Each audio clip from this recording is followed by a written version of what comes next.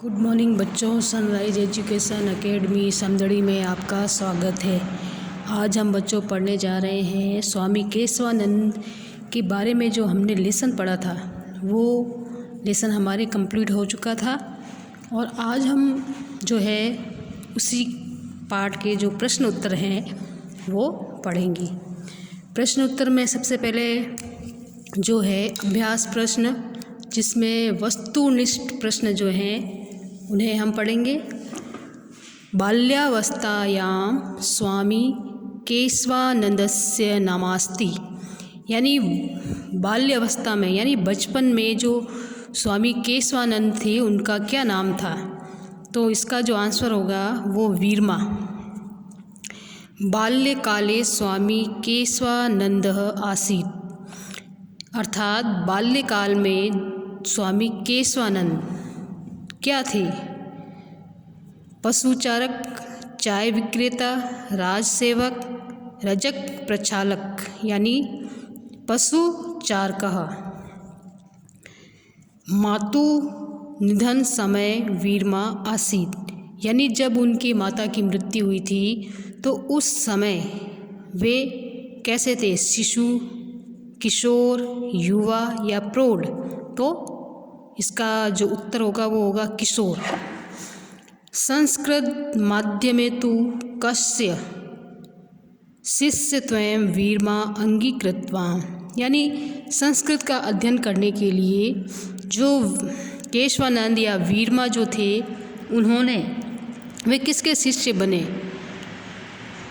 तो इसमें होगा स्वामी कुशलदासस्य, स्वामी बिरजानंदस्य, गुरु नानक देवस्य, बांध बहादुरस्य। तो इसका जो आंसर होगा वो है स्वामी कुशल दासस्य। फिर पांचवा, केशवानंद इति नामकरणं केन पुत्र च कृतम्। सर छोटू रामेण पंजाबे एक साधुनां कुंभ मेलायां राज्ञा महेंद्र प्रतापेन वृंदावनेन मातपितृभ्यां मंगलूरा ग्रामे, यानी कि केशवानंद जो थे उनका जो नामकरण था वह किसने किया था? तो इसमें होगा एक साधु नाम कुंभ मेलायाम, यानी एक साधु ने जो कुंभ के मेले में। फिर है सिक्स सवाल, यदा स्वामी केशवानंदस्य शिक्षा प्रारंभ जातः तदा स आसीत्। जब स्वामी केशवानंद ने अपनी शिक्षा प्रारंभ की थी तो उस समय जो उनकी आयु थी वह कितनी थी? 5 वर्षीय, 10 वर्षीय, 12 वर्षीय या 16 वर्षीय? तो जो उनकी आयु थी वह 16 वर्षीय थी, अर्थात 16 वर्ष के वे थे।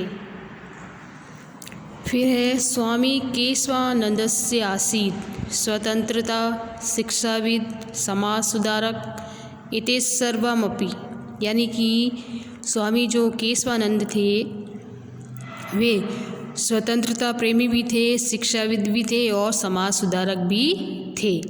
लास्ट में है जो इसका अर्थ होता है कि ये सभी।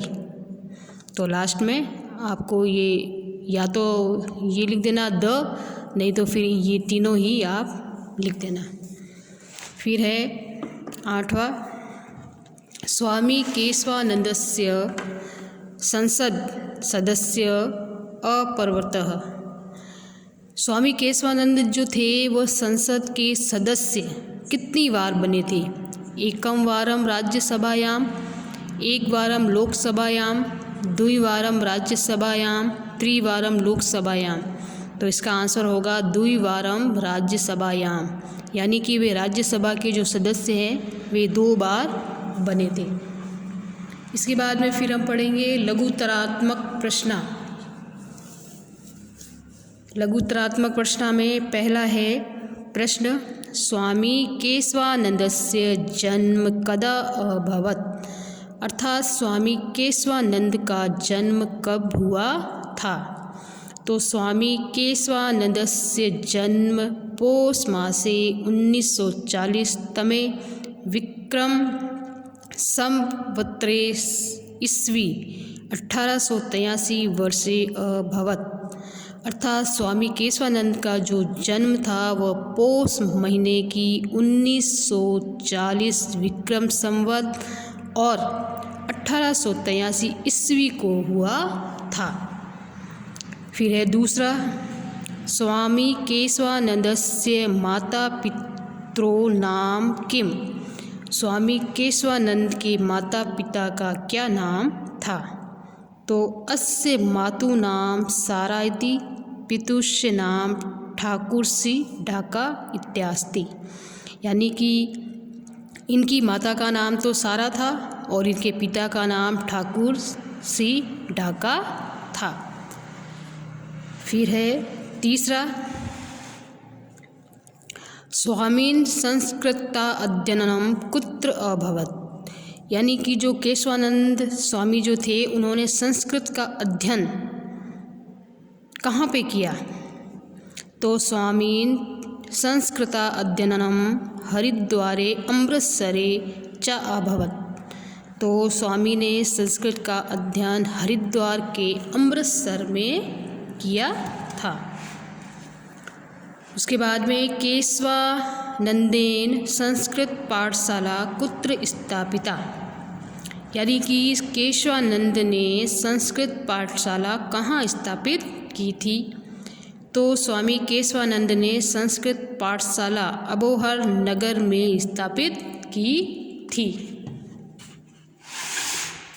इसके पश्चात फिर अगला प्रश्न, स्वामीन शिक्षा प्रसारदायित्व कार्याणि द्रष्टुं ये महापुरुषा आगता तेषु केषामपि पंचानां नामानि वदन्तु। यानी स्वामी जो केशवानंद थे उन्होंने जो शिक्षा का प्रसार किया था तो उसे देखने के लिए कौन कौन से महापुरुष उनके कार्यों को देखने के लिए आए थे, तो उनमें से हमें 5 नाम लिखने हैं। तो उत्तर में विनोबा भावे, पहला पंडित जवाहरलाल नेहरू, फिर श्रीमती इंदिरा गांधी, फिर श्री लाल बहादुर शास्त्री और राजा महेंद्र प्रताप। तो ये जो नेता थे, जो भी ये महापुरुष थे, ये सभी जो स्वामी केशवानंद के कार्यों को देखने के लिए आए थे। इसके बाद में आपको ये दूसरा प्रश्न है, क खंडम ख खंडेन सह यथोचितम योजन्तु। क और ख जो खंड है उस दोनों को आपको क्या करना है? मिलान करना है। अब इसमें मैंने मिलान कर दिया है। तो पहला जो है क, उसमें लिखा है केशवानंद और समगारिया। तो जो केशवानंद है तो वो मिलेगा वीरमा से, यानी केशवानंद का बचपन का नाम वीरमा था। फिर है छप्पनिया कार्ड इति, यानी कि छप्पनिया जो अकाल था तो वो मिलेगा दुर्भिक्षकम, यानी भयंकर अकाल था। फिर अबोहरम मिलेगा साहित्य सदनम। फिर ग्रामो उत्थान विद्यापीठ मिलेगा समगारिया। इसके पश्चात उदासीन संप्रदाय श्रीचंद्र से मिलेगा बीकानेरम। स्वामी केशवानंद कृषि विश्वविद्यालय से मिलेगा वेदांत पुष्पवाटिका हिंदी पुस्तकालय। फिर मंगलूड़ा, ये मिलेगा सीकरम से। इसके बाद में तीसरा प्रश्न जो है वो है निम्नलिखित शब्दानाम पर्याय शब्दानाम पाठा चित्वा लिखन्तु। यानी कि जो निम्नलिखित जो शब्द हैं वे आपको पर्यायवाची लिखने हैं उसके बुक में से छांट कर। तो इसमें भी आंसर मैंने लिखा हुआ है पूर्वमेव। पूर्वमेव यानी इसका अर्थ होता है पहले, तो इसका उत्तर हो जाएगा प्रागेव। क्रमेल कह उष्ट यानी ऊँट, इन दोनों का अर्थ क्या होता है? ऊँट। एकाकी एकलम, फिर अति प्रसन्न परम प्रीतः, मोक्षम अपुनर्भवम, इच्छामि काम्य और धरित्री यानी भूमि। पूर्वमेव का अर्थ होता है पहले, क्रमेल काल कह का अर्थ होता है ऊँट, एकाकी यानी अकेला, अति प्रसन्न यानी बहुत प्रसन्न, मोक्षम यानी मोक्ष और इच्छामि यानी इच्छा और धात्री यानी भूमि धरती आदि। इसी तरीके से ये इसके पर्यायवाची है यानी समानार्थक शब्द भी कहते हैं पर्यायवाची को। फिर इसके बाद में हम पढ़ेंगे अधोलिखित पदानाम विलोम पदानि पाठात् चित्वा लेखनीयानि। अब हमको इसमें विलोम शब्द लिखने हैं। विलोम शब्द में पहला है संपन्नता। संपन्नता का अर्थ होता है संपन्न होना, पूरी तरीके से सुख समृद्धि होना। तो इसका उल्टा हो जाएगा विपन्नता। विपन्नता का अर्थ होता है जैसे कि गरीब होना, धन संपत्ति आदि की कमी होना। इसी तरीके से दूसरा है स्वतंत्रता। स्वतंत्रता का मतलब होता है स्वतंत्र रहना यानी किसी के भी अधीन ना होना। इसका विलोम हो जाएगा दास्ता। दास्ता का मतलब हो जाता है गुलाम यानी दूसरों के अधीन रहना, दूसरों के गुलामी करना। सुभिक्षम, सुभिक्षम यानी सुख यानी किसी भी प्रकार का कोई भी कष्ट ना आना। उसी तरीके से दुर्भिक्षम, दुर्भिक्षम मतलब कि अकाल वगैरह आदि होना। दुर्बलम कठिन और सुलभ हो जाएगा। सुलभ यानी किसी प्रकार की कोई कठिनाई ना होना। निष्क्रिय, निष्क्रिय यानी किसी भी कार्य में मन न लगना या निष्क्रिय होना, उदास प्रवृत्ति का होना। उसी प्रकार से सक्रिय, सक्रिय यानी हर एक कार्य में हमें सक्रिय रहना है, सचेत रहना है। इसी तरीके से विस्मार्यति और इसका जो विलोम हो जाएगा वो स्मार्यति हो जाएगा। विस्मार्यति याद ना आना और स्मार्यति यानी याद आना। अब है इसमें जो है प्रश्न निर्माण है। प्रश्न निर्माण में सबसे पहला जो प्रश्न निर्माण है, जैसे कि स्वामीन जन्म 1940तमे वर्षे अभवत्। तो ये विक्रम संवत है। तो ये अंडरलाइन जो की हुई है, इसके नीचे हम प्रश्न निर्माण बनाने के लिए कौन से शब्द का प्रयोग करेंगे। तो इसमें जो है, इसमें पूछा जा रहा है अगर हम इसका हिंदी में जो प्रश्न निर्माण करें, इस लाइन का हिंदी सेंटेंस बनाते हैं तो इसका हो जाएगा स्वामी जी का जन्म कब हुआ था।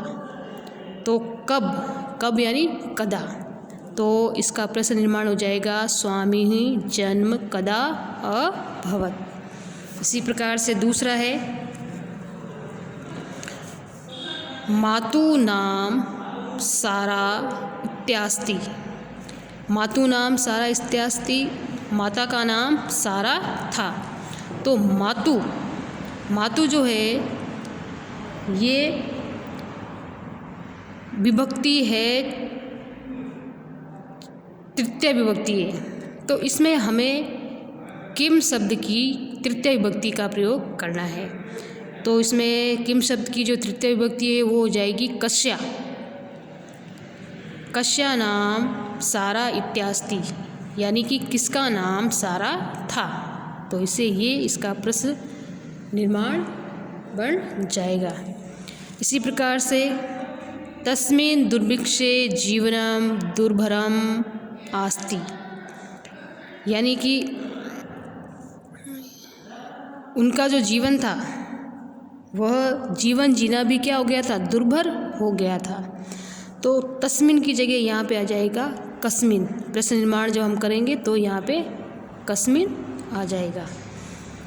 इसी प्रकार से केशवानंद नंदाय दत्तवान।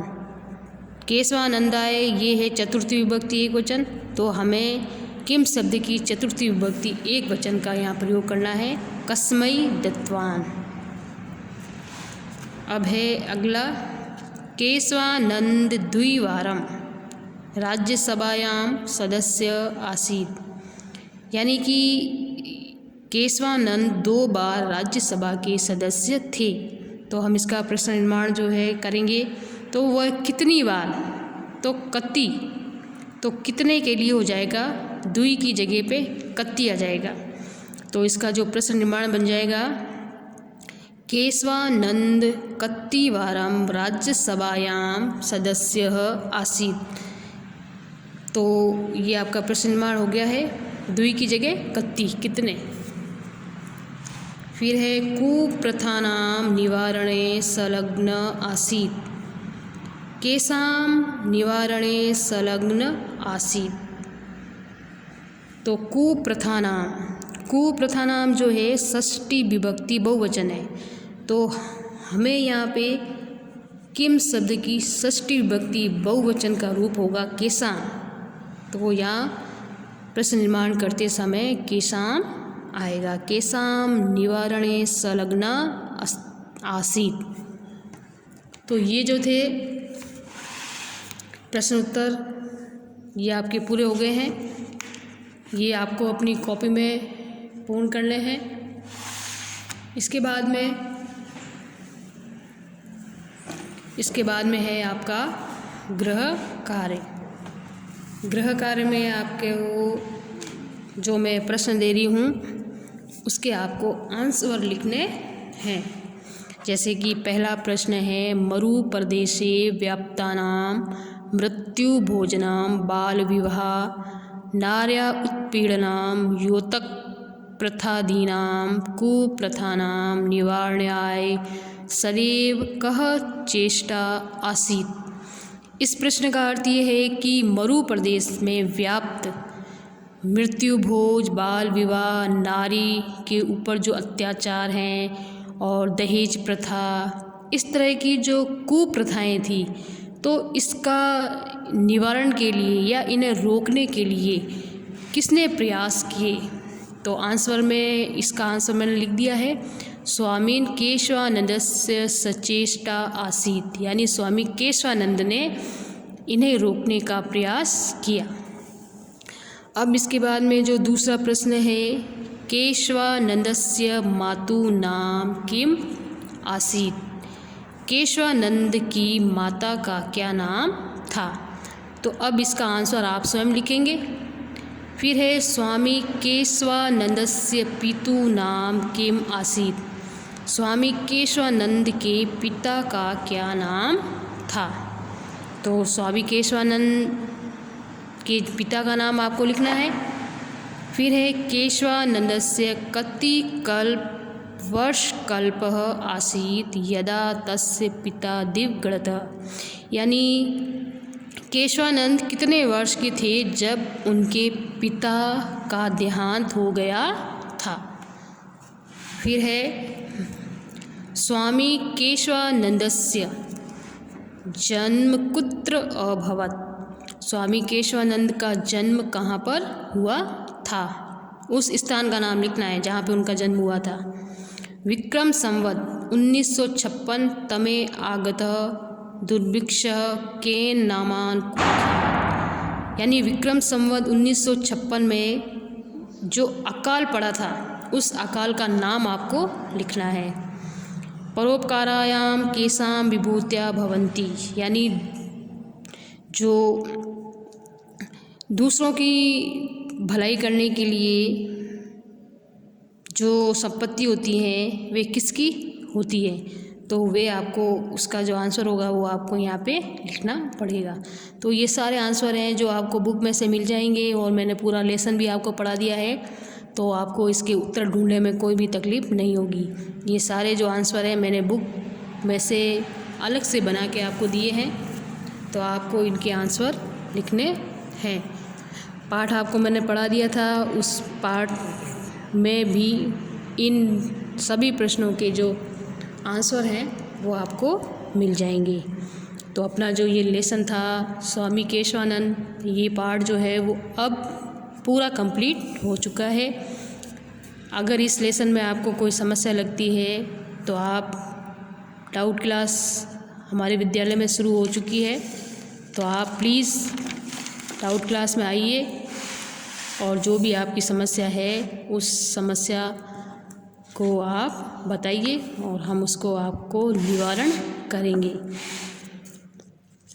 तो आज हमारा जो लेसन था वो पूरा हो चुका है, तो आज के लिए इतना ही काफ़ी है। अगले दिन हम आगे वाला लेसन पढ़ेंगे। ओके बच्चों, थैंक यू।